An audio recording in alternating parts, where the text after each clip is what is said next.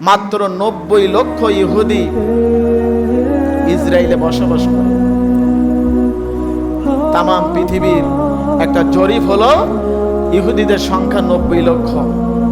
সেই 90 লক্ষ ইহুদি হয়ে আজ পৃথিবীর এই রাজত্ব কর্তৃত্ব তারা নিজেরাই নিজেদের হাতের কবজার মধ্যে তারা নিতে সক্ষম হয়েছে। কারণ তাদের মধ্যে কিন্তু কোনো ভেদাভেদ নাই, তারা কিন্তু এক।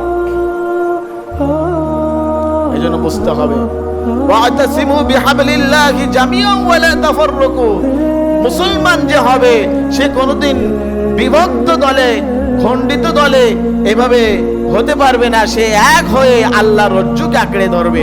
মুসলমানের একটাই আওয়াজ হবে যে আল্লাহ আমাদের রব, আমরা তার বিধান চাই, তার বিধান মেনে বাঁচতে চাই এবং তার বিধান নিয়ে আমরা মরতে চাই। কথা বলেন ঠিক কিনা? নিজেদের মন গড়া কথা, মন গড়া আইন নিয়ে চললে পার পাওয়া যাবে না।